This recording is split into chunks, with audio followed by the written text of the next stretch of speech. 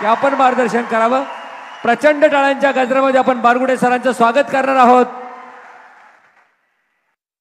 व्यासपीठावर येण्याची बारगुडे सरांना विनंती आहे, टाळ्यांचा गजर आपण करायचा आहे।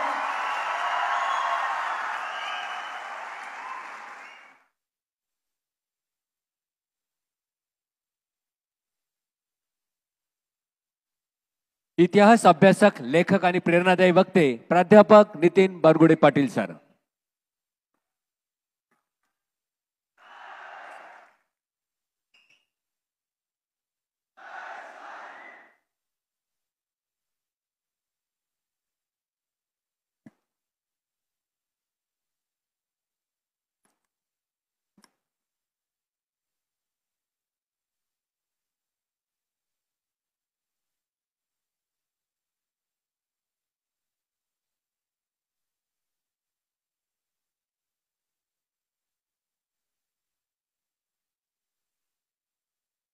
अमृत वाहिनी, बस नाम ही काफी है।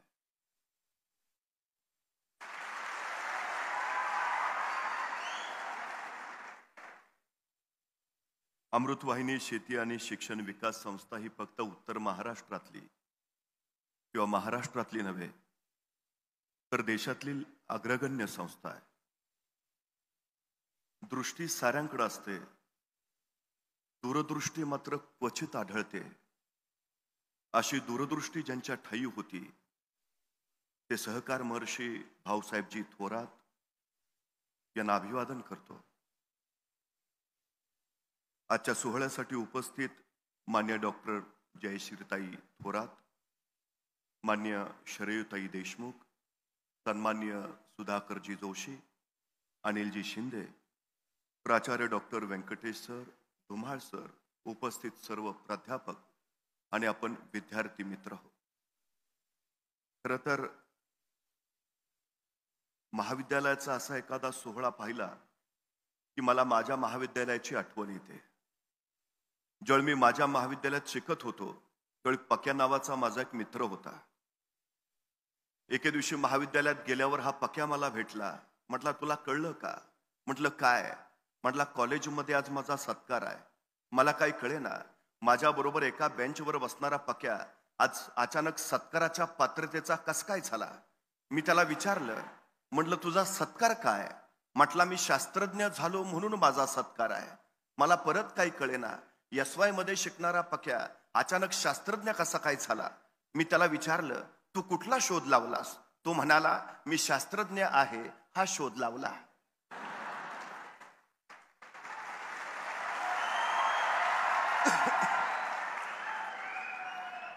पण महाविद्यालयात सत्काराची तयारी चालू होती, त्यामुळे विश्वास ठेवणं भाग होतं। मी त्याला खोदून खोदून विचारलं, बाबर तू कुठला शोध लावला? तू शास्त्रज्ञ कसा झाला? त्यावर तो मला म्हणाला, माझं नाव काय? म्हटलं पक्या। पक्याचं उलट काय? म्हटलं कॅप। कॅप इंग्रजी शब्द आहे, त्याला मराठीत काय म्हणतात? म्हटलं टोपी। टोपीचं उलट काय? म्हटलं पिटो। पिटो हिंदी शब्द आहे, त्याला मराठीत काय म्हणतात? म्हटलं मारा। माराचं उलट काय? म्हटलं रामा। कोण आहेत? म्हटलं श्रीराम, देव आहेत। देवचं उलट काय? म्हटलं वदे। वदे संस्कृत शब्द आहे, त्याला मराठीत काय म्हणतात? म्हटलं बोले। आणि बोलेचं उलट काय? म्हटलं लेबो। तर लेबो हे शास्त्रज्ञाचं नाव आहे आणि ते माझ्या नावापासून सुरू झालंय, म्हणून मी शास्त्रज्ञ आहे।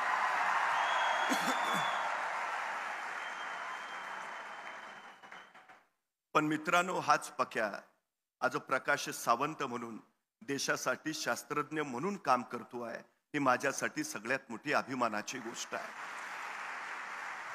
हेच वय असतं, हाच काळ असतो। याच वयामध्ये उर्मी पेरता येतात, प्रेरणा देता येतात। काय करायचंय, करून दाखवायचंय, काय घडवायचंय, काय घडवून पाहायचंय, याची जाणीव याच वयात दिली जाते।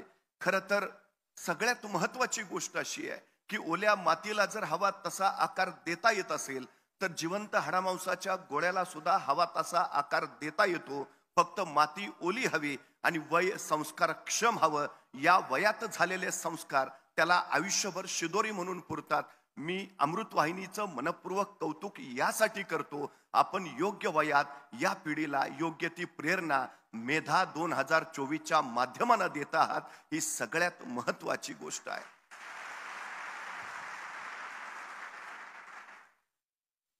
खरं तर एक गोष्ट आपण लक्षात ठेवली पाहिजे, ज्या माणसाला क्षणाची संधी करता येते आणि संधीचं सोनं करता येतं त्याला यश जिंकता येतं. ही सगळ्यात आणि सगळ्यात महत्वाची गोष्ट आहे. पण दुर्दैवानं अनेकांना वेळेचं मोल आणि वेळेचं महत्व कळत नाही. ही अलीकडची सगळ्यात मोठी अडचण आहे. वेळ काही लोकांना पुरत नाही, तर काही लोकांचा सरत नाही. वेळ साठवता येत नाही, वेळ घड्याळ बंद करून वाचवता येत नाही, वेळ गोठवता येत नाही, वेळ कुणाला उसना देता येत नाही किंवा वेळ कुणाकडून उधार घेता येत नाही. वेळ एकदाच हाताशी येतो. ज्याला त्याचा उपयोग करता येतो तो यशस्वी होतो. ही सगळ्यात महत्वाची गोष्ट आहे. 5 वर्षाचं महत्व जर तुम्हाला माहिती करून घ्यायचं असेल तर निवडणुकीत पराभूत झालेल्या एखाद्या उमेदवाराला विचारा, 5 वर्ष किती महत्वाचे असतात. एका वर्षाचं महत्व जर तुम्हाला माहिती करून घ्यायचं असेल तर नोकरीला मिळालेल्या एखाद्या बेरोजगार युवकाला विचारा, 1 वर्ष किती महत्वाचं. तो वर्षाच्या महिन्याच्या पगाराचा आकडा काढेल, सांगेल माझं वर्षाचं एवढं नुकसान झालं. त्यावेळी आम्हाला कळेल एका वर्षाचं महत्व. एका महिन्याचं महत्व जर तुम्हाला माहिती करून घ्यायचं असेल तर मातृत्वाच्या वाटेवर असणाऱ्या एखाद्या स्त्रीला विचारा, 9 महिन्यातला 1 महिना सुद्धा किती महत्वाचा. मग कळेल आम्हाला एका महिन्याचं महत्व. एका आठवड्याचं महत्व जर तुम्हाला माहिती करून घ्यायचं असेल तर एखाद्या साप्ताहिकाच्या संपादकाला विचारा, 1 आठवडा किती महत्वाचा. एका दिवसाचं महत्व जर तुम्हाला माहिती करून घ्यायचं असेल तर मजुरीनं मिळालेल्या एखाद्या बेरोजगार युवकाला विचारा, 1 दिवस किती महत्वाचा. मजुरी अभावी खोपटातली चूल ज्यावेळी पेटत नाही आणि चुलीतली आग ज्यावेळी पोटात पेटते त्यावेळी तो सांगेल तुम्हाला 1 दिवस किती महत्वाचा. एका तासाचं महत्व जर तुम्हाला माहिती करून घ्यायचं असेल तर जगजेते अलेक्झांडरला जाऊन विचारा. जगाचा बादशाह होता, जगाचा सम्राट होता, पण मृत्यूशाहीवर पडला होता आणि आपल्या वैद्याकडे केविलवाणी प्रार्थना करत होता की फक्त एक तास मला जगवा. त्या जगजेते अलेक्झांडरला विचारा, 1 तास किती महत्वाचा. एका मिनिटाचं महत्व जर तुम्हाला माहिती करून घ्यायचं असेल तर अमेरिकेच्या वर्ल्ड ट्रेड सेंटरवर ज्यावेळी विमान हल्ला झाला, तो विमान हल्ला होण्यापूर्वी त्या इमारतीतनं फक्त 1 मिनिट आधी सुरक्षित बाहेर पडलेल्या एखाद्या इस्माला विचारा, 1 मिनिट किती महत्वाचा. आणि एका सेकंदाचं महत्व जर तुम्हाला माहिती करून घ्यायचं असेल तर ऑलिम्पिक मध्ये एका सेकंदासाठी सुवर्ण पदक हुकलेल्या एखाद्या धावपटूला विचारा, 1 सेकंद किती महत्वाचा. मग सेकंदा, मिनिटात, तासा, दिवसाचं मोल जर एवढं असेल तर आमच्या वाट्याला आलेल्या आमच्या आयुष्याचं मोल आणि महत्व किती असेल हा सगळ्यात महत्वाचा विषय आहे. ज्याला स्वतःच्या वेळेचं मोल कळालं, त्याला स्वतःच्या आयुष्याचं महत्व कळालं. ही सगळ्यात महत्वाची गोष्ट आहे.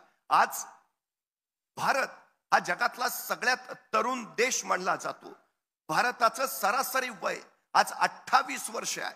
जगाच्या पाठीवर सगळ्यात तरुण देश म्हणून तुमच्या माझ्या देशाचा उल्लेख होतो. एकीकडे चीनचं सरासरी वय 47 वर्ष आहे, अमेरिकेचं सरासरी वय 46 वर्ष आहे, रशियाचं सरासरी वय 40 वर्ष आहे, कॅनडाचं सरासरी वय 42 वर्ष आहे, तर जपानचं सरासरी वय 49 वर्ष आहे. या विकसित देशांच्या पार्श्वभूमीवर भारत हा सगळ्यात तरुण देश आहे हे आपल्या लक्षात यायला हवं.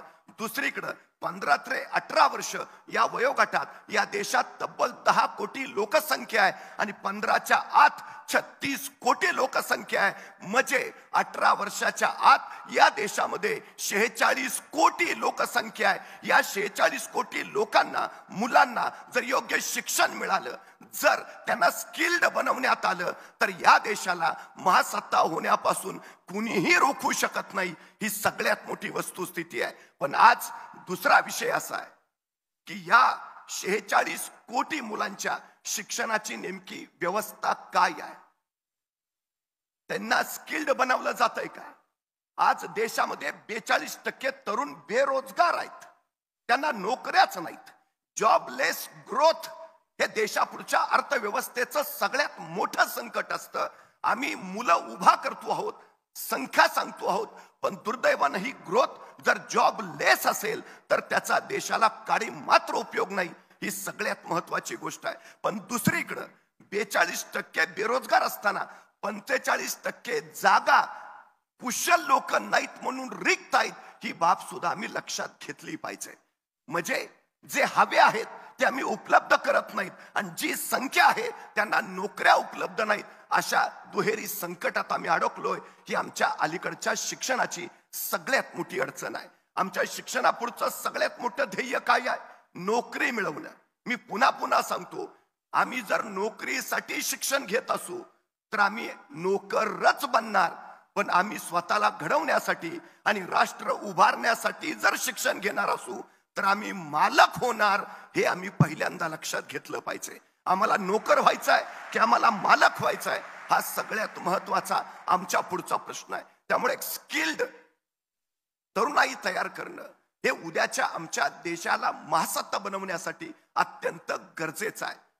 अमृत वाहिनीमध्ये वेगवेगळ्या क्षेत्राप्रांतातली अशी स्किल्ड तरुणाई तयार केली जाते. हे या संस्थेचं सगळ्यात मोठं वैशिष्ट्य आहे. शेतीपासून शिक्षणाच्या वेगवेगळ्या क्षेत्राप्रांतामध्ये आपण कार्य करतात, हे अत्यंत गरजेचं. पण दुसरी महत्वाची गोष्ट अशी आहे, मी वेळेचं मोल आणि महत्व यासाठी सांगितलं की आपल्याकडं फार कमी वेळ शिल्लक राहिला आहे. आज 15 वर्ष ते 59 वर्ष या वयोगटातली आमच्याकडं 63% लोक आहेत. म्हणजे देशात जेवढी लोकसंख्या आहे त्या 100% लोकसंख्येपैकी 63% लोक हे 15 ते 59 या वयोगटातले आहेत. हाच वयोगट क्रयशक्तीचा असतो, हाच वयोगट उत्साहानं जल्लोषानं भारलेला असतो, हाच वयोगट काहीतरी नवं करू पाहतो, हाच वयोगट क्रांती घडवतो, हाच वयोगट देशाच्या अर्थव्यवस्थेला बळकटी देतो आणि हाच वयोगट नवनिर्माण करतो. पण 2036 साली ही संख्या पीक पॉइंट वर पोहोचेल, म्हणजे 65% होईल आणि त्याच्यानंतर मात्र देश वृद्धत्वाकडे वाटचाल करायला लागेल. म्हणजे आज 2024 आहे, 2036 पर्यंत आमच्याकडे असलेल्या तरुणाईचा योग्य वापर जर आम्ही केला तर आम्हाला महासत्ता होता येईल. मात्र 2036 पर्यंतचा वेळ जर आम्ही वाया घालवला तर मात्र दुर्दैवानं हा देश म्हातारा तर होईलच, पण या देशाला भविष्य नसेल, हे सुद्धा आपण लक्षात घेतलं पाहिजे. ही 12 वर्ष तुमच्या माझ्या राष्ट्रासाठी आणि वैयक्तिक जीवनासाठी सुद्धा अत्यंत महत्वाची आहेत. त्यामुळे या 12 वर्षातला प्रत्येक क्षण कारणे लावणं हे आपलं अत्यंत महत्वाचं काम आहे. पण तरुणाईची गोष्ट काय, आज देशातली 7 करोड मुलं फक्त ऑनलाईन व्हिडिओ गेम मध्ये पूर्ण बर्बाद झालेली आहेत. ही अलीकडची सगळ्यात मोठी वस्तुस्थिती आहे. म्हणजे रोजचे 1.5 GB आणि सगळे बिझी. आम्ही कुठल्या दिशेनं जाणार आहोत हा विचार एकदा या टप्प्यावर आम्हाला करणं हे अत्यंत गरजेचं आहे. हे आम्ही लक्षात घेतलं पाहिजे. खरं तर एक गोष्ट अशी आहे, आमच्या तरुणाईमध्ये प्रतिभा नाही का? आहे. आमच्या तरुणाईमध्ये बुद्धी नाही का? प्रचंड आहे. आज जर सगळ्यात महत्वाची माझी खंत जर कुठली असेल तर आज आमची सगळी भारतीय मुलं इतर देशांच्या अर्थव्यवस्था बळकट करतायत. आज ऍपल मध्ये 35% भारतीय मुलं काम करतात, मायक्रोसॉफ्ट मध्ये 34% भारतीय मुलं काम करतात, IBM मध्ये 28% भारतीय मुलं काम करतात, इंटेल मध्ये 17% भारतीय मुलं काम करतात आणि अमेरिकेच्या अंतराळ संशोधन संस्था म्हणजे नासा मध्ये 36% भारतीय मुलं काम करतात.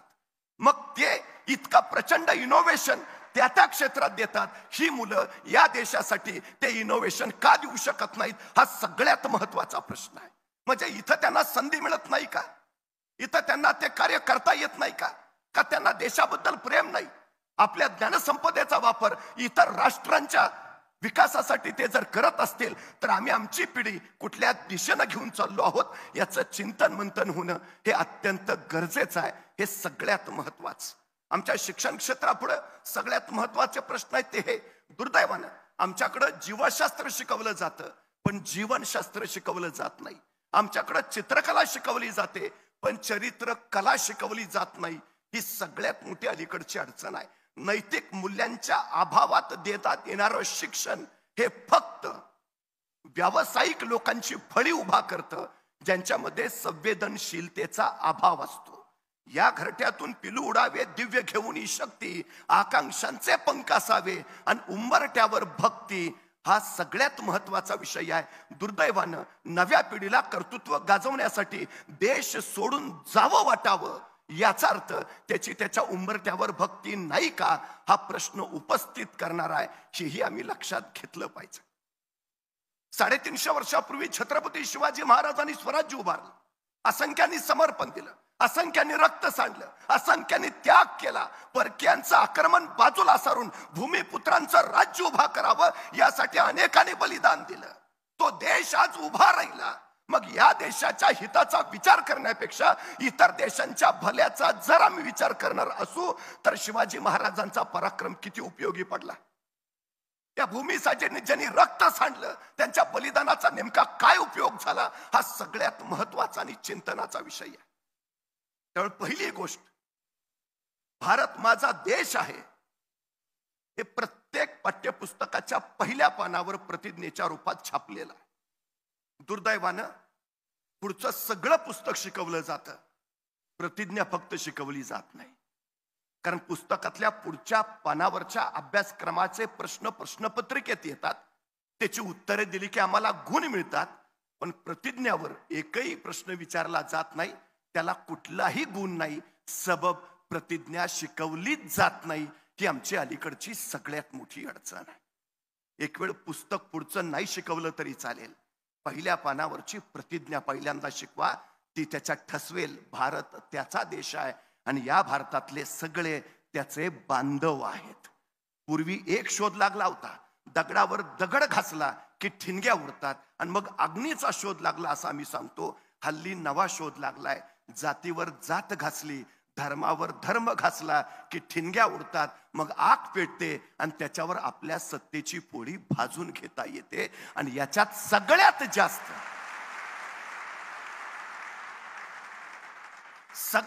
जास्त पुढं असतो तो माझा तरुण असतो.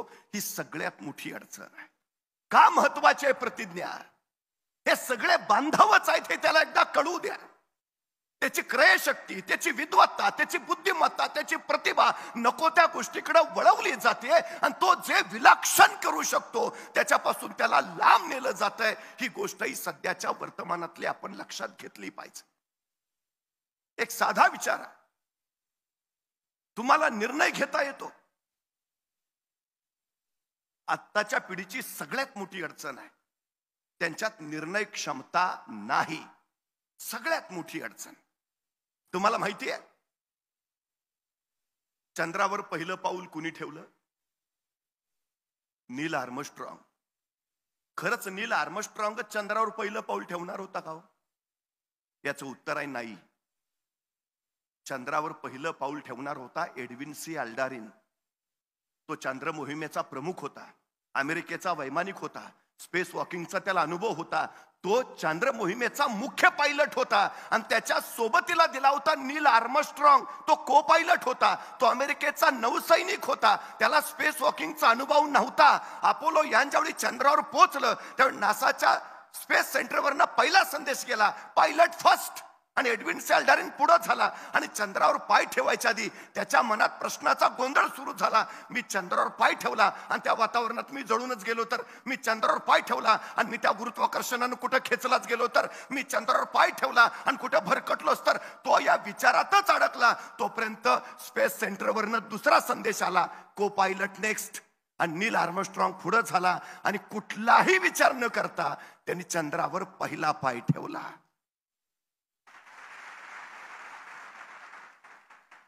म्हणजे एडविन सी अल्डारिन मध्ये क्षमता आहे, प्रतिभा आहे, सामर्थ्य आहे, सगळं आहे, फक्त त्याला योग्य वेळी निर्णय घेता आला नाही. म्हणून तो या सगळ्या कीर्तीपासून बाजूला फेकला गेला. आणि नील आर्मस्ट्रॉंगनं पटकन निर्णय घेतला, कृती केली, तो यशस्वी झाला. सगळ्यात महत्वाची गोष्ट, भारतीय मुलं मागं पडायचं एकमेव कारण आहे निर्णय क्षमतेचा अभाव. त्याला निर्णयच घेता येत नाही. ही अलीकडची आमची सगळ्यात मोठी अडचण आहे, सगळ्यात मोठी. एखाद्या मुलाला मी विचारतो, बरं काय ठरवलंय? नाही, चाललंय ना. हो पण काय बनायचंय? काय? नाही, बघूया ना. हो पण कधी? नाही नाही, चाललंय ना. अरे हो ना, पण जे ठरवलंय ते नाही झालं तर? नाही, पप्पा म्हणलेत माझ्या जागेवर चिटकवतो. आमचं टार्गेट काय आहे? आमचं ध्येय काय आहे? आम्ही काय ठरवतोय? सगळ्यात मोठी आमची अडचण आहे. एक गोष्ट लक्षात घ्या, पटकन निर्णय घ्या आणि कृती सुरू करा. याचं कारण असं, यशस्वी कोण होतं? योग्य निर्णय घेतात ते नव्हे, तर घेतलेला निर्णय योग्यच होता हे जे सिद्ध करतात ते.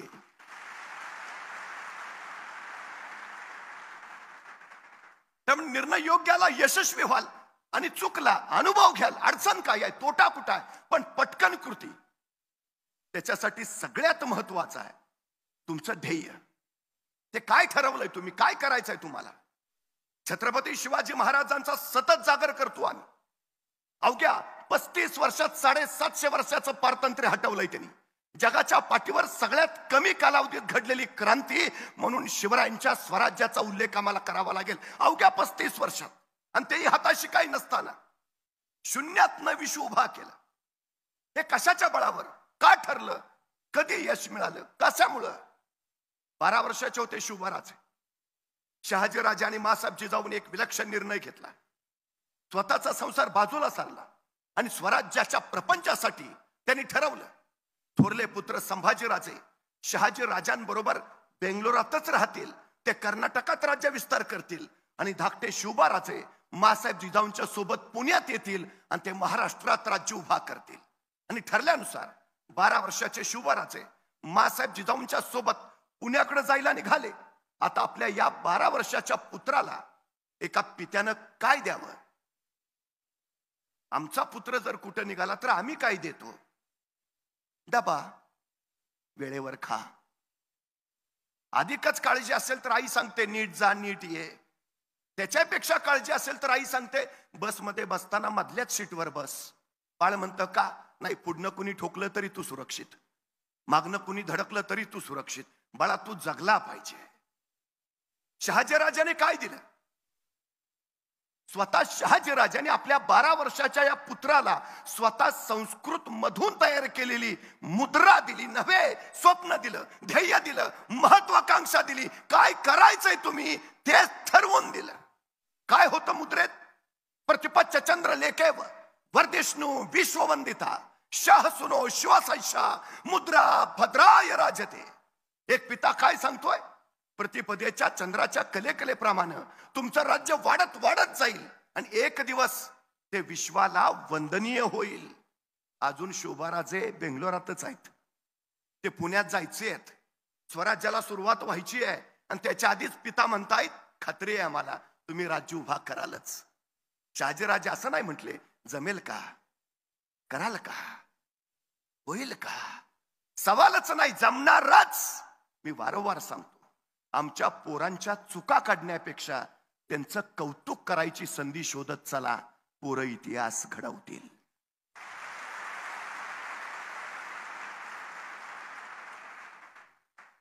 बाराव्या वर्षी शिवबाराजांच्या हातावर दिलेली प्रतिपच्च चंद्र लेखेव ही मुद्राच 6 जून 1674 आपल्या पित्याचं स्वप्न साकार करताना स्वराज्याची राजमुद्रा म्हणून शिवरायांनी स्वीकारली. आणखी काय दिलं होतं पित्यानं, एक छोटं मंत्रिमंडळ दिलं. उद्या तुम्हाला तुमचं स्वतःचं मंत्रिमंडळ उभा करायचं आहे. आणि 12 वर्षाच्या असताना घेतलेलं छोट्या मंत्रिमंडळाचं रूपांतर राज्याभिषेकाच्या वेळी महाराजांनी अष्टप्रधान मंडळात केलं. ध्येय पूर्णत्वाला नेलं.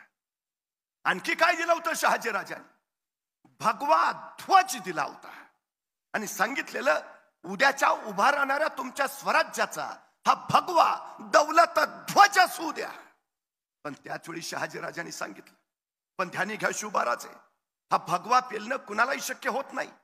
मनगटात रग आणि छातीत धग असावी लागते त्यासाठी.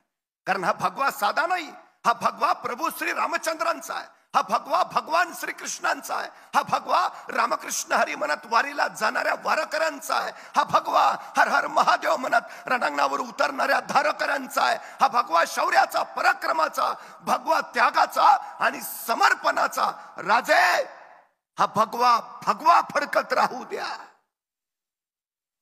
शहाजी राजांनी ध्वज नव्हे यशाचं सूत्रच शिवाजी महाराजांना दिलं. ध्येय गाठायचंय ना, पराक्रम दाखवावा लागेल. ध्येय गाठायचंय ना, शौर्य गाजवावं लागेल. ध्येय गाठायचंय ना, त्याग करावा लागेल. ध्येय गाठायचंय ना, समर्पण द्यावं लागेल. तेव्हा ध्येय सिद्धीस जाईल.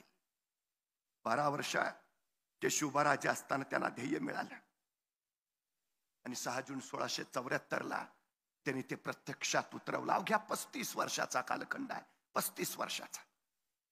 पण हे कशाच्या बळावर झालं, बोललो ठरवलं झालं असं होतं नाही हो. तुम्ही काम किती करता याला महत्व नाही, तुम्ही काम कसं करता हेही महत्वाचं नाही.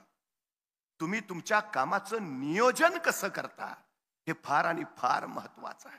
50 वर्षाचं आयुष्य आहे महाराजांचं, पण या 50 वर्षाच्या आयुष्यात एकही घटना अशी नाही, एकही प्रसंग असा नाही की ज्याचं महाराजांनी नियोजन केलं नाही. अहो ते जाऊ द्या, आईच्या गर्भात असतानाच ज्यांच्या आयुष्याचं नियोजन ठरलंय असे जर दुसरे कुणी महापुरुष या सृष्टीत अवतरले असतील तर छत्रपती शिवाजी महाराजांशिवाय दुसरं नाव नाही. जन्माला यायच्या दिवशी ठरलंय का जन्माला यायचंय, जन्माला यायच्या आधीच ठरलंय जन्माला येऊन काय करायचंय. 50 वर्ष एकही घटना नाही ज्याचं महाराजांनी नियोजन केलं नाही. एक साधी गोष्ट सांगतो. 10 नोव्हेंबर 1659 महाराजांनी प्रतापगडावर अफजल खानाचा कोतळा बाहेर काढला. अफजल खानाचा कोतळा बाहेर काढायला महाराजांना फक्त 2 मिनिटं लागली, पण या 2 मिनिटाच्या यशस्वीतेसाठी महाराजांनी तब्बल 1 वर्ष नियोजन केलं होतं. तब्बल 1 वर्ष. तुम्हाला जे ध्येय गाठायचं आहे त्याच्यासाठी तुम्ही किती नियोजन करता. 40,000ची फौज घेऊन अफजल खान आलाय. 40,000. महाराजांनी आपल्या लोकांना सांगितलं आपली फौज गोळा करा. तानाजी कामाला लागले, सैन्य गोळा झालं. महाराजांनी विचारलं किती झाले, आणि तानाजी म्हणाले जी 7,500. 7,500? तान्हा, खानाचे 40,000 आहेत, आपले एवढेच. अरे पण खान 40,000 फौजनिशी आहे. महाराज होती नव्हती तेवढी सगळी गोळा करून आणल्यात. रानावनातली डोंगरदऱ्यातली गुरामागची पण धरून आणल्यात. ह्याच्यापेक्षा आपली वाढू शकत नाहीत. आपली 7,500. आता खानाचे 40,000, महाराजांचे 7,500. काय म्हणावं महाराजांनी, त्यांचे 40,000, आपले 7,500. डिपॉझिट पण राहणार नाही, कशाला अर्ज भरा. माघार घेतली, शरण आले. खानाच्या हातात सापडून मरण्यापेक्षा आपणच आत्महत्या केलेली बरी असा निराशेचा विचार केला. काय केलं महाराजांनी. महाराज म्हणले ठीक, त्यांचे 40,000, आपले 7,500. आपले वाढवता येत नाहीत ना, ठीक आहे, मग खानाचे कमी करा. पर्याय काढला. आपले वाढवता येत नाहीत ना, मग खानाचे कमी करा. अडचण काय आहे. पर्याय निर्माण करणं हे महाराजांच्या यशाचं सगळ्यात महत्वाचं कारण आहे. सगळ्यात महत्वाचं. एक दार बंद झालं म्हणून महाराज थांबले नाहीत, इतर 10 दारं उघडी करून घेतली त्यांनी. पर्याय निर्माण करणं हे यशाचं सूत्र आहे. आमची अलीकडची अडचण काय माहिती आहे, आमची पोरं भयानक कारण सांगतात, सबबी सांगतात. एखाद्याला कुणाला विचारलं काय रे काय झालं, नाही आमची परिस्थिती नव्हती हो, तू गप. मला भयान राग येतो असल्या माणसांचा. आमची परिस्थिती नव्हती हो. परिस्थिती माणसाला घडवती नाही आणि परिस्थिती माणसाला बिघडवती नाही. माणूसच परिस्थिती घडवतो आणि माणूसच परिस्थिती बिघडवतो. ही सगळ्यात मोठी वस्तुस्थिती आहे. अहो परिस्थिती माणसावर परिणाम करत असते तर रस्त्याच्या विजेच्या खांबाखाली बसून शिकणारे डॉक्टर बाबासाहेब आंबेडकर अमेरिकेच्या कोलंबिया विद्यापीठात पोहोचले नसते आणि कोलंबिया विद्यापीठातले शतकातील सर्वोत्तम विद्यार्थी सुद्धा ठरले नसते. तुम्हाला माहिती आहे, जर कुणी एखाद्या दिवशी डॉक्टर बाबासाहेब आंबेडकरांना विचारलं की 10 वर्षापूर्वी तुम्ही हे पुस्तक वाचलं होतं, त्या पुस्तकाच्या 201 क्रमांकाच्या पानावरच्या 2ऱ्या पॅरेग्राफ मधली 3री ओळ काय आहे सांगता का. डॉक्टर बाबासाहेब आंबेडकर पटकन सांगायचे आणि समोरचा म्हणायचा काय विद्वत्ता आहे, काय बुद्धिमत्ता आहे, काय स्मरण शक्ती आहे, विलक्षण. 10 वर्षापूर्वी पुस्तक वाचलंय आणि पटकन लगेच. डॉक्टर बाबासाहेब आंबेडकर सांगायचे माझ्या परिस्थितीनं मला दिलेली ही देणगी आहे. माझी परिस्थिती हालाकीची, गरिबीची. मला पुस्तकं घेऊन देण्यासाठी माझ्या वडिलांकडे पैसे नसायचे. कुठून तरी ते कर्ज काढायचे, उधार उसनवारी करायचे आणि माझ्या शिक्षणाच्या गरजा भागवायचे. लहानपणी त्यावेळी शिकताना एखादं पुस्तक माझ्या हातात पडायचं आणि ते पुस्तक हातात पडलं की मी समजून जायचो आज हे पुस्तक आपल्या हातात पडलंय, हे पुस्तक पुन्हा मिळेल का माहिती नाही, मग आत्ताच असं वाचूया की भविष्यात पुन्हा या पुस्तकाची गरजच पडता कामा नये. ही बुद्धिमत्ता कुठून निर्माण झाली, ही परिस्थितीतून आली. उद्या मिळेल का माहिती नाही, आज असं वाचूया त्याची गरजच परत पडता कामा नये. ही स्मरणशक्ती त्यातनं निर्माण झाली. काय काय लोक सांगतात आम्ही गरीब आहे. अरे चांगला आहे ना, श्रीमंत व्हायला तुला मिळालेली ही सर्वोत्तम संधी आहे. काय काय सांगतात नाही मला जरा डोकं कमीच आहे. उत्तम, बुद्धिमान व्हायला तुला मिळालेली ही सर्वोत्तम संधी आहे. अरे स्वतःच्या कमतरतांवर रडतो कसला, कमतरतांना बलस्थान बनवा आणि त्याच्या बळावर स्वतःच्या कर्तृत्वाचा ध्वज फडकवा. हे यशाचं सूत्र आहे. महाराजांनी ते केलं. त्यांचे 40,000 आपले 7.5, आपले वाढवता येत नाही, त्यांचे कमी करा. आणि काय करामत केली मराठ्यांनी. 40,000 फौज वाईच्या पसरणीच्या घाटात पसरली, 20,000 उठलीच नाही. पर्याय पर्याय सगळ्यात महत्वाची गोष्ट. मी नेहमी एक गोष्ट सांगतो. एक राजा होता. त्या राजाच्या समोर 2 कैदी आणले. राजाने आरोप ऐकले आणि शिक्षा सुनावली. मरेपर्यंत फाशी. फाशीची शिक्षा ऐकल्याबरोबर एक कैदी तिथं चक्कर येऊन पडला. दुसरा कैदी मात्र न्यूटन असल्यासारखा विचार करत बसला होता. पहिला शुद्धीवर आला तरी दुसरा न्यूटनच. मग पहिल्याने विचारलं तू शिक्षा ऐकली नाही का. तो म्हटला ऐकली की. मग तुला भीती नाही वाटली. अरे फाशी झाली, आपल्याला मरणार आहे आपण. तसा तो कैदी म्हणला ते फाशी बिशीचं सोड रे. गेले वर्षभर माझा उडणारा घोडा तयार करायचा प्रयोग चाललाय. प्रयोग अंतिम टप्प्यात आहे. आता काही दिवसात माझा घोडा आकाशात उडेलच. पण नेमकी फाशीची शिक्षा झाली. ते फाशीचं काय नाही रे, आता माझ्या प्रयोगाचं काय होणार त्याची मला काळजी आहे. त्या कैद्याने विचारलं उडणारा घोडा, घोडा कधी उडतो का. तेच सांगतोय ना, प्रयोग अंतिम टप्प्यात आहे. त्यांची चर्चा राजाने ऐकली. राजा म्हणला काय काय म्हणला, उडणारा घोडा डोक्यावर पडलाय का, घोडा कधी उडतो का. तसा तो कैदी म्हटला महाराज मरणारा माणूस खोटं नाही बोलत. अहो फाशीची शिक्षा दिली मला, कशाला खोटं सांगेन. गेले वर्षभर माझा प्रयोग चाललाय, प्रयोग अंतिम टप्प्यात आहे. आता काही दिवसात माझा घोडा आकाशात उडेलच. नेमकी तुम्ही मला फाशीची शिक्षा दिली. महाराज माझ्या घोड्याचं बाजूला ठेवतो, मला फक्त 1 वर्ष द्या. ह्या 1 वर्षात मी तुमच्या घोड्याला आकाशात उडायला शिकवू शकतो. आता राजालाच प्रश्न पडला, असं तसं मरणारच आहे, पण जर दिलंच याला 1 वर्ष आणि लागलाच आपला घोडा आकाशात उडायला, तर ह्या जगात आपण एकमेव राजे ज्याच्याकडे उडणारा घोडा आहे. राजा म्हणला ठीक ठीक ठीक, चल दिलं दिलं दिलं, तुला 1 वर्ष दिलं. त्या कैद्याला 1 वर्ष मिळालं. पण त्या पहिल्या कैद्याला त्याला काही सुचेना. त्यानं परत विचारलं घोडा खरंच उडतो. तसा तो कैदी म्हटला घोडा उडतो होईल का. मग राजाला खोटा का सांगितलंस. हे बघ तू तुझं आजचं मरण फक्त उद्यावर ढकलतोयस. तसा तो कैदी म्हणला हे बघ मी माझ्या जगण्याचे पर्याय तयार करतोय. मतलब अरे ह्या 1 वर्षात काही घडू शकतं. म्हणजे अरे ह्या 1 वर्षात मला फाशी देणारा राजाच मरू शकतो. आणि तो नाही मेला तर माझा नैसर्गिक मृत्यू होऊ शकतो. आणि तू पण नाही मेला तर ज्या राजाच्या घोड्याला आकाशात उडायला शिकवायचा आहे तो घोडा मरू शकतो. आणि तो पण नाही मेला तर घोडा खरंच उडू शकतो.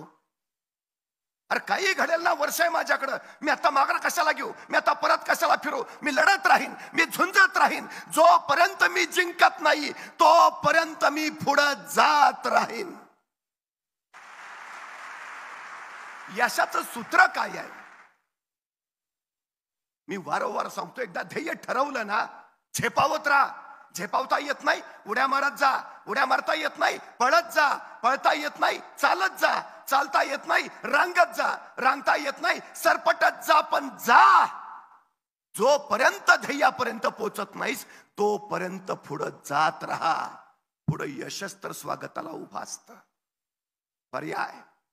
पर्याय निर्माण करणं हे यशाचं सगळ्यात महत्वाचं सूत्र आहे. आणि ते तुम्हाला कळतं कसं, ज्यावेळी तुम्ही नियोजन करायला बसतात त्यावेळी तुमचा सगळा पुढचा विचार आपोआप होत राहतो. खर तर ॲबे करे नावाचा एक फ्रेंच प्रवासी महाराजांच्या चौलच्या कार्यालयात आला. त्याला राजापूरच्या बंदरात जायचं होतं आणि बंदरात जायचंय त्यासाठी परवाना घ्यायला तो महाराजांकडे आला. आता त्यांनी परवाना घ्यावा, निघून जावं. पण एक गोष्ट लक्षात घ्या, जेवढा आपला आपल्याबद्दल अभ्यास नाही तेवढा परक्यांचा आपल्याबद्दल अभ्यास आहे. इंग्रज इथं व्यापारी म्हणून आले, त्यांनी आपला अभ्यास केला आणि त्यांच्या लक्षात आलं यांच्यावर राज्य करणं सोपं आहे. त्यांनी 150 वर्ष आपल्यावर राज्य केलं. आपल्यावर राज्य करायचं एकमेव कारण त्यांनी आपल्याबद्दल केलेला अभ्यास. त्या अबेकरनं चौलच्या कार्यालयातल्या महाराजांच्या अधिकाऱ्याला पहिला प्रश्न विचारला, तुमच्या महाराजांचं सैन्य कमी, तुमच्या महाराजांचं सामर्थ्य कमी, तुमच्या महाराजांकडे संपत्ती कमी, पण तरी तुमचे महाराज प्रत्येक लढाईत यशस्वी होत आहेत. तुमच्या महाराजांच्या यशाचं कारण काय? आणि महाराजांच्या कार्यालयातला अधिकारी म्हणाला, आमच्या महाराजांच्या यशाचं कारण अभ्यास, विलक्षण अभ्यास. आमच्या महाराजांचा सगळ्या क्षेत्रापर्यंतचा अभ्यास आहे. धर्मशास्त्र, अर्थशास्त्र, नीतिशास्त्र, समाजशास्त्र महाराजांना सार ज्ञात आहे. इतिहास तोंडपाठ आहे आणि भूगोल जणू महाराजांच्या नजरेत साठवलाय. अभ्यास हे महाराजांच्या यशाचं कारण आहे. म्हणजे महाराजांच्या यशाचं कारण अभ्यास, आमच्या अपयशाचं कारण विनाभ्यास. परवा आमच्या गावातली 4-5 पोरं एकत्र आली. म्हणले नोकऱ्या तर नाहीत, काहीतरी व्यवसाय केला पाहिजे. मग चौघांनी विचार केला कुठला व्यवसाय करूया. मग एक जण म्हटला, आपलं गाव जरा आत आहे, बस स्टँड बाहेर आहे, माणसं एसटीतनं उतरतात, 2 किलोमीटर चालत गावात येतात. जर आपण रिक्षा घेतली उत्तम व्यवसाय चालेल. ठरवलं चौघांनी. चौघात म्हणून पैसे काढले, एक रिक्षा घेतली, नवी कोरी रिक्षा त्यांनी बस स्टँडवर लावली आणि चौघातले 3 रिक्षात मागं बसले आणि चौथा पुढं बसला.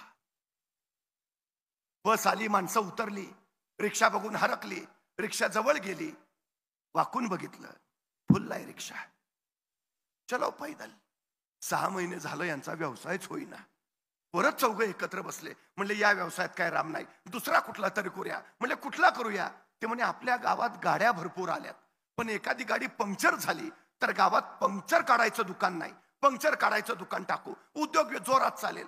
परत पैसे यांनी काढले, पंक्चर काढायचं दुकान टाकलं, पण पंक्चर काढायचं दुकान टाकून 6 महिने झाले तर यांच्या दुकानात एकही गाडी पंक्चर काढायला आली नाही. का? यांनी पंक्चर काढायचं दुकान 4थ्या मजल्यावर टाकलं होतं. काय करताय, कुठं करताय, कधी करताय, कसं करताय, या प्रश्नाची उत्तरं मिळवणं याचा अर्थ अभ्यास करणं. हा अभ्यास तुम्हाला यश देतो. हे सगळ्यात महत्वाचं. शहाजी राजांना 12 भाषा येत होत्या, शिवरायांना 8 भाषा येत होत्या, संभाजी राजांना 16 भाषा येत आहेत. भाषा नुसत्या येतच नाहीयेत, या अनेक भाषांमध्ये संभाजी महाराजांनी काव्यरचना, काव्यग्रंथ लिहिलेत. राजे आहेत, लढाया करायच्या आहेत, मग भाषा शिकायची गरज काय नाही. ज्याचा अभ्यास त्यालाच यश मिळतं. सगळ्यात महत्वाची गोष्ट, महाराजांनी रायगडावर एक विवेक सभा उभारलेली, ज्याला आताच्या भाषेत आम्ही डिबेटिंग क्लब म्हणतो. जगभराचे विद्वान तिथं यायचे आणि महाराज त्या विद्वानांशी तिथं चर्चा करायचे. गागा भट्ट आलेत राज्याभिषेकाला, महाराज त्यांच्याशी चर्चा करतायत आणि महाराजांनी गागा भट्टांना तिथं सांगितलंय, आद्य शंकराचार्य, मंडन मिश्र, कुमारिल भट्ट यांचा अद्वैतावर जो वाद विवाद झालाय ग्रंथ रूपाने लिहा. महाराजांना शंकराचार्य माहिती आहेत, महाराजांना मंडन मिश्र माहिती आहे, महाराजांना कुमार भट्ट माहिती आहे, महाराजांचा त्यांचा वाद संवाद कशावर झाला ते माहिती आहे. लिहा, ग्रंथ लिहा. महाराजांनी सुरतेवर छापा मारला, शोधावं काय, सोनानं संपत्ती नाही. महाराजांची जिज्ञासून जर भिरभिरत राहिली इथं काहीतरी असेल, हे इंग्रज सुधारलेले पुढारलेले काहीतरी वेगळं असेल. आणि एका कोपऱ्यात महाराजांना कसलं तरी यंत्र सापडलं, महाराजांनी ते उचललं, सोबत आणलं. यंत्र उचलून आणलं खरं, पण यंत्र कशाचं आहे तेच कळेना. जिज्ञासा किती आहे बघा. महाराजांनी पुन्हा इंग्रजांना पत्र पाठवलं, ते परवा छापा मारलेला, तुमचं यंत्र आणलंय उचलून, पण कशाचं आहे सांगता का? नाही सांगितलं इंग्रजांनी. महाराजांनी स्वतः शोध घेतला आणि लक्षात आलं हे छपाई करायचं यंत्र आहे. उत्तम उत्तम ग्रंथ छापता येतील, ज्ञान प्रवाहित करता येईल, हे यंत्र चालू झालं पाहिजे. महाराजांनी पुन्हा इंग्रजांना पत्र पाठवलं. ते छपाई यंत्र चालवणारा कुणी माणूस पाठवता का? नाही पाठवला इंग्रजांनी. महाराज ते यंत्र घेऊन महाराष्ट्रात आले, रायगडावर ते यंत्र ठेवलं. रायगडावर त्या यंत्राला लिहिता मंडप म्हटलं जायचं. यंत्र सुरू झालं नाही. शेवटी महाराजांनी ते यंत्र सुरतेच्या भीमजी पारेख नावाच्या माणसाला दिलं. सांगितलं यंत्र सुरू करा, छपाई कला सुरू करा. आणि सुरतच्या भीमजी पारेखनी महाराजांनी दिलेलं ते छपाई यंत्र सुरू केलं. आणि हिंदुस्थानातला पहिला छापखाना सुरतमध्ये चालू झाला, ज्याचं नाव होतं श्री शिवाजी छापखाना. म्हणजे भारतीय छपाई कलेचे जनक छत्रपती शिवाजी महाराज. अभ्यास, सगळ्या क्षेत्रापर्यंतचा अभ्यास हे महाराजांचं सगळ्यात मोठं यश आहे. जिज्ञासा हे त्याच्या पाठीमागचं सगळ्यात महत्वाचं कारण आहे. मला कौतुक वाटलं, क्षितिज सर मगाशी बोलल्यानंतर आपण प्रश्न विचारले. इथं प्रश्न विचारणारी मुलं आहेत याचं कौतुक आहे. नाहीतर हल्ली मुलं प्रश्नच विचारत नाहीत. प्रश्न न विचारायची दोन कारणं असतात. एक, सगळंच कळतंय, आणि दोन, काहीच कळत नाही. जिज्ञासा हा ज्ञानसंपादनाचा सगळ्यात प्रभावी मार्ग आहे. प्रश्न विचारले पाहिजेत, विचारलेच पाहिजेत. दुर्दैवानं हल्लीच्या पिढीत तो गुणच नाही. आणि त्याचं कारण काय माहितीये? 150 वर्ष इंग्रजांनी इथं राज्य केलं.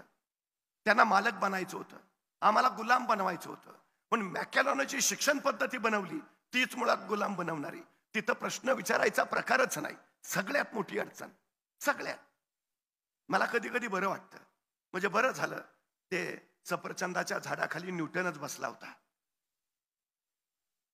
मग ते सफरचंद खाली पडलं आणि त्याला प्रश्न पडला, सफरचंद खालीच का पडलं? आणि मग गुरुत्वाकर्षणाचा शोध लागला. बरं झालं न्यूटनच होता. आपल्यातला एखादा बसला असता तर, आणि पडलं असतं सफरचंद खाली, काय प्रश्न पडला असता आपल्याला? बरं झालं मी असतानाच पडलं. दुसरा प्रश्न, बरं झालं आणखी कुणी नाही, अकेले अकेले खाएंगे. आणि जर एखाद्याला प्रश्न पडलाच, सफरचंद खालीच का पडलं, आणि त्यानं विचारलं वडिलांना, बाबा सफरचंद खाली का पडलं? बाबा म्हणणार, खा ना मुकाट्यानं, का डोक्याला ताप देतो? हाय ते व्याप कमी आहेत का? संपला आमचा न्यूटन सफरचंदाच्या झाडाखालीच. जिज्ञासा आमच्यात नाहीच आहे. सगळ्यात महत्वाची अडचण आहे आमची ती, ही सगळ्यात मोठी. त्या डिबेटिंग क्लब मध्ये महाराज जगभरातल्या विद्वानांशी चर्चा करायची आणि जगात काय चाललंय याची अचूक माहिती महाराज स्वतः मिळवायचे. प्रगती कधी? अभ्यास. तो तुम्हाला बदलत्या जगाशी एकरूप व्हायला शिकवतो. सगळ्यात महत्वाची गोष्ट आहे. पूर्वी मोबाईल क्षेत्रात नोकिया कंपनी क्रमांक 1 वर होती.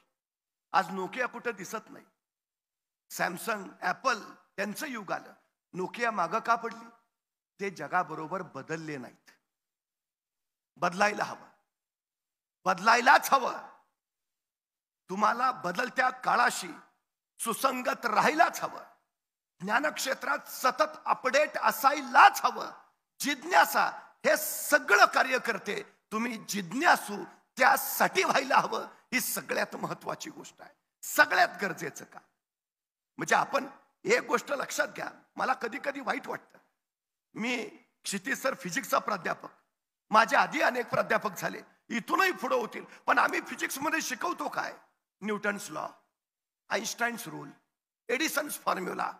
मला कायम प्रश्न पडायचा, न्यूटन्स लॉच का, पाटील्स लॉ का नाही? आईन्स्टाईन्स फॉर्म्युलाच का, जाधव्स फॉर्म्युला का नाही? एडिसन्स रूलच का, थोरात्स रूल का नाही? आम्ही का नाही शोध लावले? आमची का नाही नावं पुस्तकात? आमच्या नावे का नाहीत रूल्स? आमच्यात जिज्ञासा नाही. सगळ्यात महत्वाची गोष्ट आहे. नव्या पिढीमध्ये हा गुण आम्हाला टाकावाच लागेल. ही सगळ्यात गरजेची गोष्ट आहे. तर बदलत्या जगात तुम्ही पुढे जाल तर यशस्वी व्हाल. एक संस्काराचा कंदील आमच्या पोरांच्या हातात द्या. त्याला सांगा, तुझ्या पावलापुरता प्रकाश आम्ही तुला दिलाय, आता तुझी वाट तू चाल. तो चालत राहील. चालता चालता त्याच्या लक्षात येईल आपण आपल्या पायावर उभा आहे. ज्यावेळी त्याच्या लक्षात येईल तो त्याच्या पायावर उभा आहे, त्यावेळी त्याला सांगा, जी माणसं पायानं चालतात ती फक्त अंतर काढतात, आणि जी माणसं डोक्यानं चालतात ती ध्येयापर्यंत पोहोचतात. आमच्या पोरांनी फक्त पायानं नाही, डोक्याने चालायला शिकलं पाहिजे. आणि ज्या दिवशी आमची पोरं डोक्याने चालायला शिकतील त्यावेळी त्यांना तिसरा नियम सांगा, आपल्या शेतात आणि आपल्या डोक्यात काय पिकतं याच्यापेक्षा बाजारात काय विकतं हे ज्याला कळतं तो जगाच्या बाजारपेठेत उभा राहतो. नवी पिढी जगाच्या बाजारपेठेत उभा राहिली पाहिजे. सगळ्यात महत्वाची गरज असेल तर ती आहे सगळ्यात गरजेची गोष्ट. बरं, हे सगळं करायला आपल्याला क्षमता नाहीयेत का? सामर्थ्य नाहीये का? मानवी व्यक्तिमत्वाचे संशोधक आणि जीवशास्त्रीय अभ्यासक असं सांगतात की नुकतंच जन्माला आलेलं एखादं नवजात बाळ तुम्ही आम्हाला आणून द्या आणि त्याला काय बनवायचंय ते सांगा, आम्ही बनवून देतो. हवं ते बनवता येतं. डॉक्टर बनवायचंय बनवू शकता, इंजिनियर बनवायचंय बनवू शकता, वकील बनवू शकता, शास्त्रज्ञ हवं ते, काहीच अडचण नाही. म्हणजे तुमच्यात काही नाही असं काहीच नाही, सगळं आहे. पण दुर्दैवानं त्याचा आपल्याला शोधच लागत नाही. ही आमची सगळ्यात मोठी अडचण आहे, सगळ्यात मोठी. म्हणजे तुम्ही कधी बघितलंय हत्तीचं छोटं पिल्लू? माहुत्याला लोखंडी साखळदंडाने बांधून ठेवतं, ते सुटायचा प्रयत्न करतं, निष्ठायची कोशिश करतं, साखळदंड तोडायचा विलक्षण प्रयत्न करतं, साखळदंड तुटत नाही, शेवटी ते थकतं, दमतं आणि मनाशी ठरवून घेतं नाही, साखळदंड तोडणं शक्यच नाही. तेच हत्तीचं पिल्लू मोठं होतं, बलाढ्य होतं, अफाट ताकदीचं होतं, मोठमोठाले वृक्ष उन्मळून टाकतं. माहूत अशा बलाढ्य हत्तीला साखळदंडाने कधीच बांधून ठेवत नाही. तुम्ही कधी बघा, साखळदंड फक्त पायात सोडलेला असतो, बांधलेला नसतो. कुणीतरी माहुताला विचारतं, एवढा बलाढ्य हत्ती तुम्ही त्याला बांधून ठेवत नाही? माहूत म्हणतो, त्याला मी बांधून ठेवायची गरजच नाही, हत्तीनं स्वतःच स्वतःला बांधून घेतलंय, आपण इथून निसटू शकत नाही. आमच्या बऱ्याचशा पोरांची अवस्था या हत्तीसारखी झाली. प्रचंड सामर्थ्य आहे, प्रचंड क्षमता आहे, पण त्यानं स्वतःला बांधून घेतलंय, आपण करूच शकत नाही. सगळ्यात मोठी अडचण. अशक्य हा शब्द फक्त मूर्खांच्या शब्दकोशात असतो असं नेपोलियन सांगतो. आमची अशक्य अशक्य अडचण काय आहे? हे कसं तयार होतं चक्र? तुम्हाला माहिती आहे, मूल लहान असतं, रांगत असतं, घरात आई असते, स्वयंपाक करत असते आणि अचानक आईची नजर चुकून ते मूल अंधाराच्या दिशेनं झेपावतं. आईचं लक्ष जातं, आई संतापते, ए नको जाऊ, अंधारात भाऊ असतो, नाही जायचं. ते तिथंच थबकतं, तिथूनच आईकडे बघतं. आई परत स्वयंपाकाला लागते, ते पुन्हा अंधाराच्या दिशेने झेपावतं. धाडस त्याच्यात आहेच, कुतूहल त्याच्यात आहेच. उजेडात काय आहे त्याला दिसतंय, अंधारात काय आहे त्याला पाहायचं आहे, ते झेपावतं. आईचं लक्ष परत जातं, ए नको जाऊ, सांगितलं ना अंधारात भाऊ असतो. ते परत थबकतं, आई परत स्वयंपाकाला लागते, आईची नजर चुकून ते परत अंधाराकडे झेपावतं. आईचं लक्ष जातं, मग मात्र ती संतापते, उठते, त्या मुलाला उचलते आणि लांब नेऊन ठेवते. सांगितलं ना नाही जायचं, अंधारात भाऊ असतो. त्या मुलाच्या अर्धजागृत मनावर कायमचा संस्कार होतो, अंधारात भाऊ असतो.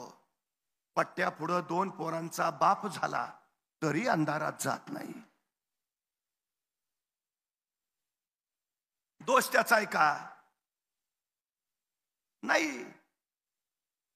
बर, एवढ्या संख्येनं तुम्ही इथं आहे, कधी कुणी भाऊ बघितलाय का? मग हे नसलेले भाऊ का डोक्यात घेतो आपण? हे भाऊ पहिल्यांदा बाजूला करा. सगळ्यात महत्वाची गोष्ट हा न्यूनगंड नावाचा प्रकार आहे. आम्ही संगमनेर भागात असतो, आम्ही ग्रामीण भागात राहतो, मग कसं काय जमणार आम्हाला? सोडून द्या ना. हे भाऊ आहेत जे अस्तित्वातच नाहीत, ते आम्हाला मागं खेचतात, माघारी आणतात. सगळ्यात मोठी आमची अडचण आहे ती. एक गोष्ट लक्षात ठेवा, प्रत्येकात विलक्षण सामर्थ्य आहे, विलक्षण.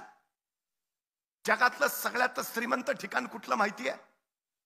स्मशान. सगळ्यात श्रीमंत ठिकाण. प्रत्येकात काही ना काही अलौकिक गुण आहे. दुर्दैवानं त्याला शोधच लागत नाही. आयुष्य तसंच निघून जातं. ज्या एका गुणाच्या बळावर जग बदलता आलं असतं, जग घडवता आलं असतं, पण आपल्यात ते आहे याची माहितीच नाही. सबब चौघांच्या खांद्यावरनं तो जातो, पण जाताना त्याच्याबरोबर तो अलौकिक गुण सुद्धा तिथंच स्मशानात पडून राहतो. असंख्यांचे असे असंख्य अलौकिक गुण त्या स्मशानात आहेत. म्हणून मी त्या स्मशानाला जगातलं सगळ्यात श्रीमंत ठिकाण मानतो. आमच्यात काय आहे त्याचा शोध घ्या. अहो, शिवाजी महाराजांनी राज्य उभा केलं. काय होतं महाराजांकडं? कवायती फौजा होत्या, प्रशिक्षित लोक होते. कोण होतं? तुमच्या वयाची पोरं गोळा करायचे.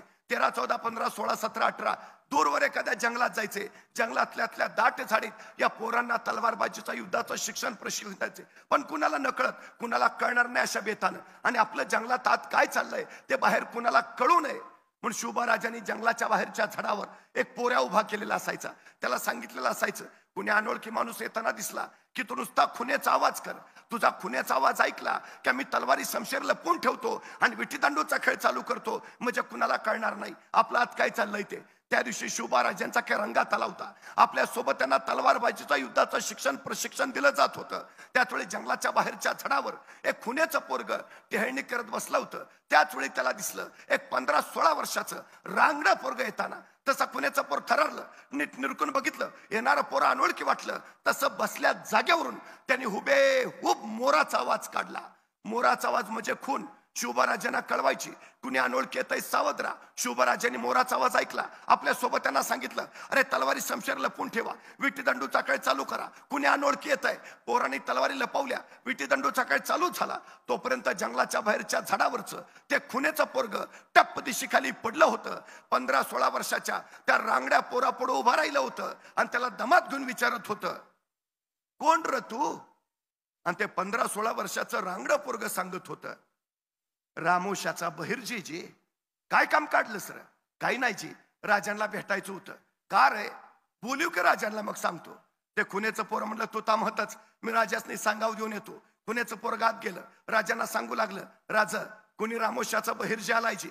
राजा म्हणले, ते पाठवणार. बहिर्जी आत आला, राजांपुढे उभा राहिला. राजाने विचारलं, काय काम काढलंस रे?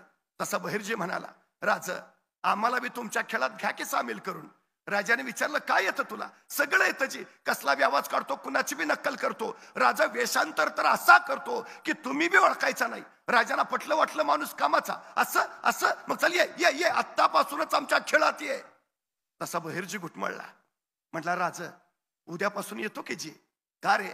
नाही, बापाला सांगावा दिला असता राजा. बापाला सांगून उद्यापासून येतो की जी. राजे म्हणले, ठीक आहे, ये उद्यापासून.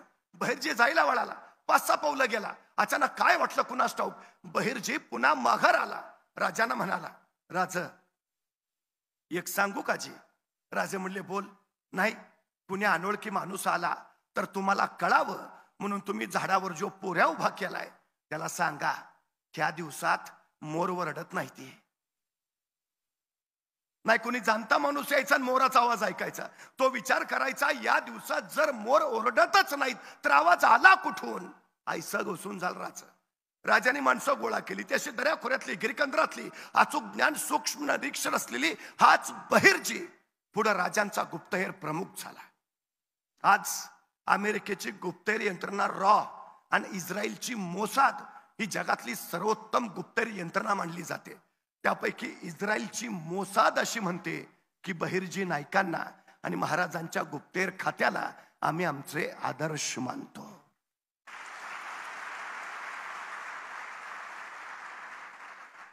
म्हणजे रानावनातला एक रामोशाचा पोर जगभराच्या गुप्तहेर यंत्रणेचा आदर्श होतो. आहे ना काही प्रत्येकात आहे. दुर्दैवानं आम्हाला त्याचा शोध लागत नाही, ही आमची अडचण आहे. म्हणजे जपान सारखं 10 कोटी लोकसंख्या असणारं राष्ट्र ऑलिम्पिक मध्ये 100 सुवर्ण पदक घेऊन जातं आणि 140 कोटी लोकसंख्या असणं आमचा देश कसा बसा एखादा सुवर्ण पदक आणतो. याचं कारण काय हो? याचं कारण आमच्यात क्षमता नाही असं नाही, आहे, पण ते आम्हाला सापडत नाही. ही आमची सगळ्यात मोठी अडचण आहे. एज्युकेशन हा 3 लॅटिन शब्दांनी मिळून बनलेला शब्द आहे. एज्युकेरे, एज्युकेअर आणि एज्युकेटम म्हणजे मुलांमधले सुप्त गुण शोधणं, त्या सुप्त गुणांचं संवर्धन करणं आणि त्यांना योग्य व्यासपीठ मिळवून देणं. या 3 क्रिया जिथे एकत्र घडतात त्याला एज्युकेशन असं म्हटलं जातं. खरंच आम्ही हे करतो का? आमच्यात सगळं आहे. अडचण आमची आता सध्याची आहे ती आहे. परवा एका मुलाला मी सहज विचारलं, काय रे 100 मीटर म्हणजे किती? तो 5 मिनिटं माझ्याकडेच बघत बसला. अरे म्हटलं 100 मीटर, त्याला कळेनाच काय. माझ्या लक्षात आलं काय झालंय ते. मी त्याला विचारलं, अरे काय खेळबिळ खेळतोस का नाही? म्हणला सगळे खेळ खेळतो, क्रिकेट खेळतो, फुटबॉल खेळतो, व्हॉलीबॉल खेळतो, बॅडमिंटन खेळतो. म्हटलं एवढे सगळे खेळ खेळतो, दिवसभर मैदानावरच असतोस का काय? तो म्हणला मैदानावर नाही, मोबाईलवर खेळतो. म्हणलं मग बरोबर आहे, तुला 100 मीटर अंतर कळणारच नाही. मग त्याला सांगितलं इथून तिथपर्यंतचे अंतर आहे, त्याला 100 मीटर म्हणायचं, पळशील का? तो 5 मिनिटं अंतरच बघत बसला. अरे म्हटलं पळशील का? करतो प्रयत्न. अरे तुला काय 5 किलोमीटर सांगतोय का पळायला? 100 मीटर पळायचं आहे, पळशील का? हो, बरं मला सांग, हे 100 मीटर अंतर पार करायला तुला किती वेळ लागेल?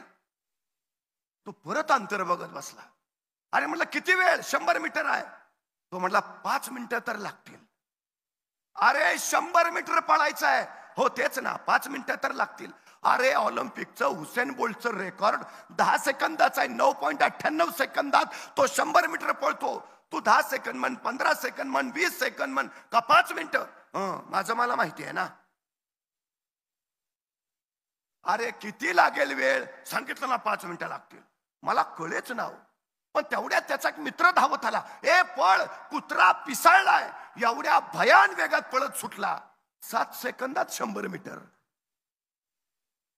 मी त्याला म्हटलं तू हुसेन बोल्टचं रेकॉर्ड मोडलंस. त्याला 100 मीटर पळायला 10 सेकंद लागतात, तू 7 सेकंदात पळलास. म्हटला मग कुत्रं मागं लागलं होतं.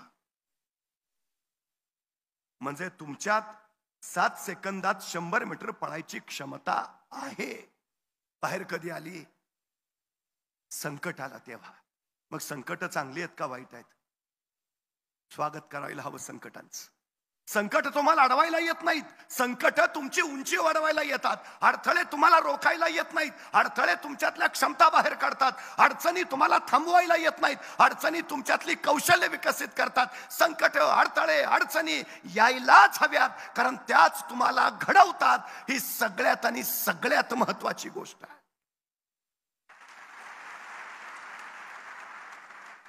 ज्याच्यावर घाव जास्त त्या दगडानं समजून जावं आपल्यातनं सुंदर मूर्ती घडायची आहे.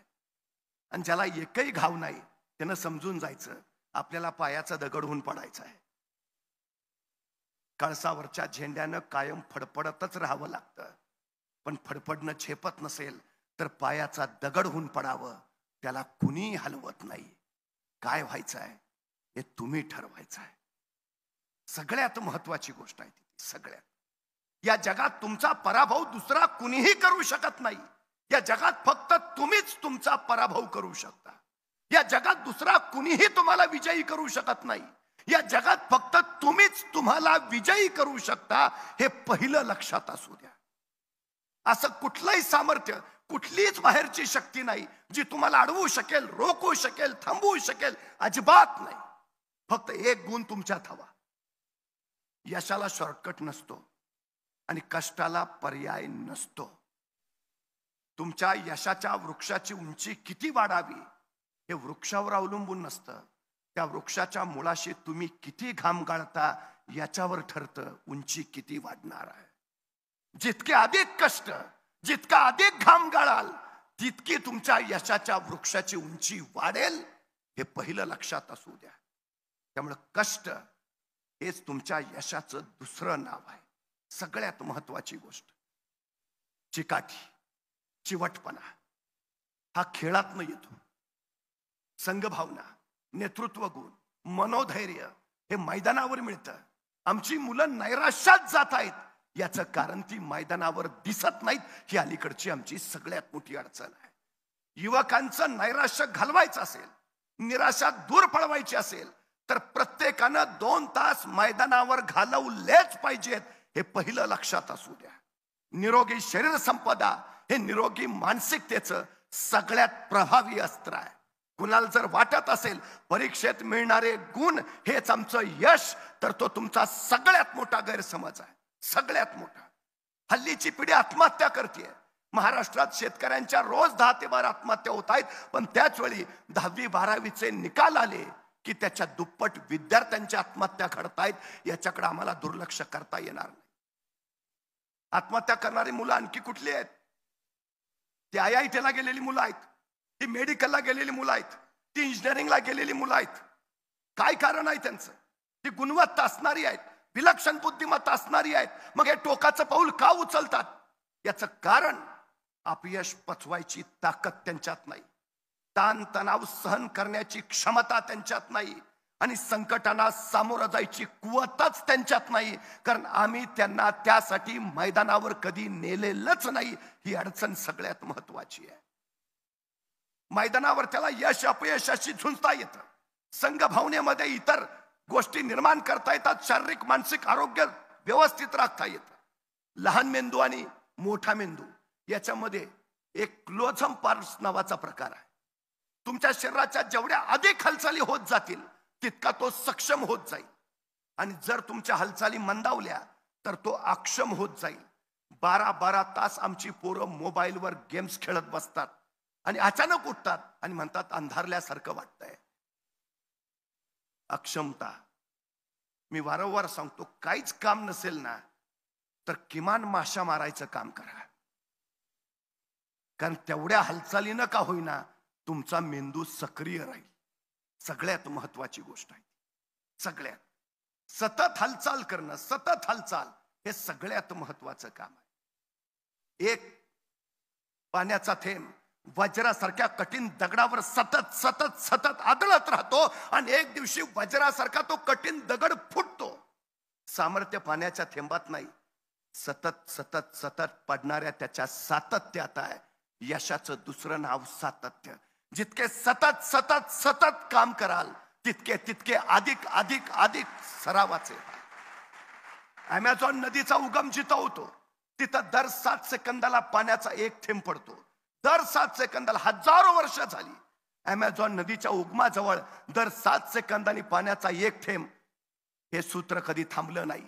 त्या दर 7 सेकंदाच्या एका थेंबातून आज जगातली सगळ्यात लांब नदी तयार झाली आहे.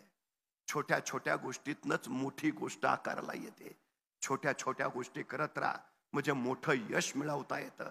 सतत कार्यरत राहा म्हणजे सतत क्रयशक्ती कृतिशीलतेच्या दिशेनं पुढे झेपावत राहते. सगळ्यात महत्वाचं आहे ते, हे सगळ्यात गरजेचं. मी नेहमी जाता जाता एक गोष्ट सांगतो. एक साधू होते, ते नाचायला लागले की पाऊस पडायचा, नाचायला लागले की पाऊसच पडायचा. काय तुमच्यासारखी 4 तरुण रक्ताची बंडखोर पोरं होती. ती त्या साधू महाराजांकडे गेली. म्हटली, तुम्ही नाचल्यावर जर पाऊस पडत असेल तर आम्ही नाचल्यावर पण पाऊस पडला पाहिजे. साधू महाराज म्हणले, पडेल, हरकत नाही माझी. तसं नाही म्हटले, स्पर्धा लावायची आपण. तुम्ही नाचल्यावर पाऊस पडतो ना, मग आम्ही नाचल्यावर पण पाऊस पडला पाहिजे. साधू तयार झाले. दुसऱ्या दिवशी पहाटे 5 वाजता साधू आणि हे 4 तरुण एका मैदानावर जमा झाले. तरुण म्हटले की आता आधी आम्ही नाचून बघतो पाऊस पडतोय का, मग तुम्ही नाचा. 4 तरुणातल्या एका तरुणाने नाचायला सुरुवात केली. 10 मिनिटं झाली, 15 मिनिटं झाली, 20 मिनिटं झाली. तो नाचून नाचून थकला, दमला, पाऊस पडलाच नाही. मग दुसरा पुढे आला. 10 मिनिटं, 15 मिनिटं, 20 मिनिटं, तासभर नाचला, थकला, दमला, बाजूला झाला, पाऊस पडलाच नाही. तिसरा पुढे आला, नाचायला लागला. 10 मिनिटं, 15 मिनिटं, तास, 1.5 तास, थकला, दमला, बाजूला झाला, पाऊस पडलाच नाही. चौथा पुढे आला, 1.5 तास, 2 तास नाचला, थकला, दमला, बाजूला झाला, पाऊस पडलाच नाही. शेवटी दमलेले 4 साधू महाराजांना म्हटले, आता तुम्ही सुरुवात करा. साधू महाराजांनी नाचायला सुरुवात केली. दुपारचे 2 वाजले होते त्यावेळी. 2 वाजता नाचायला सुरुवात केली साधू महाराजांनी. नाचत राहिले, नाचत राहिले. 3 वाजले, 4 वाजले, 5 वाजले, सायंकाळचे 6 वाजले, 7 वाजले, सकाळी 8 वाजले, 9, 10, 11, 12, मध्यरात्र ओलांडली. साधू नाचतातच आहेत. 1 वाजले, 2 वाजले, पहाटेचे 3 वाजले, 4 वाजले. आता झुंजूमुंजू व्हायची वेळ झाली. 5 वाजून गेले, 6 वाजायला आले. आता सूर्य उगवेल. साधू महाराज नाचतच राहिले. 7 वाजले, साधू नाचतातच आहेत आणि अचानक आभाळ भरून आलं आणि रप रप रप रप पाऊस पडायला सुरुवात झाली. मग साधू महाराज नाचायचे थांबले. त्यावेळी ते 4 तरुण साधू महाराजांकडे आले. म्हणाले, आम्ही नाचलो त्यावेळी पाऊस पडला नाही, पण तुम्ही नाचला आणि मग मात्र पाऊस पडला, असं का? साधू महाराज म्हणाले, मला 2च गोष्टी कळतात. पहिली गोष्ट, मी नाचतोय म्हणजे पाऊस पडलाच पाहिजे. आणि दुसरी गोष्ट, जोपर्यंत पाऊस पडत नाही मला नाचलंच पाहिजे.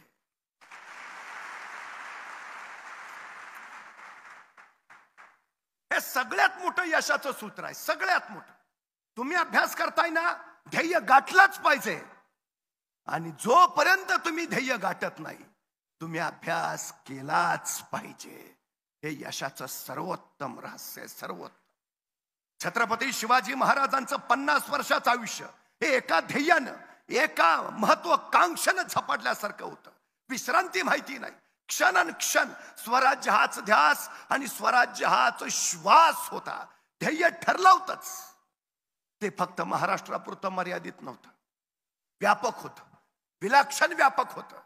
राष्ट्र निर्माते असं महाराजांना का म्हणतो आम्ही?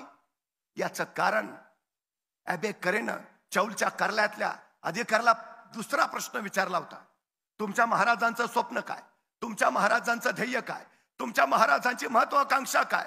आणि तो महाराजांचा अधिकारी सांगत राहिला, आमच्या महाराजांचं स्वप्न, आमच्या महाराजांचं ध्येय, आमच्या महाराजांची महत्वाकांक्षा अहद तंजावर ते तहद पेशावर, सिंधू नदीपासून बंगालचा उपसागर अखंड स्वराज्य निर्माण करायचं आणि या स्वराज्यावर भगवा डौलानं फडकावत ठेवायचं, हे माझ्या राजांचं ध्येय आहे। केवढं विशाल आणि व्यापक आहे। आम्हाला ते व्यापक ध्येय घेऊन पुढे गेलं पाहिजे। छत्रपती शिवाजी महाराजांचा जागर आम्ही करतोच आहोत, पण एक गोष्ट लक्षात घ्या, आताचं राजकारण अर्थकारणावर अवलंबून आहे, पण महाराजांचं राजकारण हे नैतिक मूल्यांवर आधारित होतं। आम्हाला आमच्या जगण्याला त्या नैतिक मूल्यांचा आधार द्यावा लागेल। ज्या संस्थेमध्ये आपण शिकता आहात ती संस्था नैतिक मूल्यांवर आणि समाजाच्या कल्याणकारी धोरणांवर काम करते। या संस्थेला आणि आपल्या साऱ्यांना मनपूर्वक शुभेच्छा देतो आणि आपल्या सगळ्यांची रजा घेतो। धन्यवाद। धन्यवाद सर। सर एक मिनिट, मी डॉक्टर क्षितिज सर, डॉक्टर जयश्रीताई आणि शरोताईंना विनंती करतो व्यासपीठावर यावं। गेली 1.5 तास प्रत्येकाच्या रोमारोमामध्ये ज्यांनी उत्साह निर्माण केला, सातत्य हेच यशाचं, जीवनाचं यश आहे हे सांगताना आपल्या सगळ्यांना भरभरून आणलं। याचबरोबर मेडिकल आणि इंजिनिअरिंग यांचा संगम सुरेख ज्यांनी सांगितला, या दोनही विविध क्षेत्रातील मान्यवरांना अमृतवाहिनीच्या वतीने आपण मानवंदना देणार आहोत। सर मी आपल्याला विनंती करतो, कृपया आपण पुढे यावं। सर सगळ्यांनी उभं राहून जोरदार टाळ्यांचा गजर करायचा आहे। माननीय प्राध्यापक बानगुडे सर आणि डॉक्टर क्षितिज सरांकरता ही अमृतवाहिनीची मानवंदन आपल्याला आहे। अत्यंत सुंदर व्याख्यान आणि जीवनाच्या यशाचं सूत्र या दोनही मान्यवरांनी आपण या ठिकाणी दिलेलं आहे। पुन्हा एकदा अमृतवाहिनीच्या वतीनं मी आपले मनपूर्वक आभार व्यक्त करतो आणि वोट ऑफ थँक्स अगदी वैष्णवी।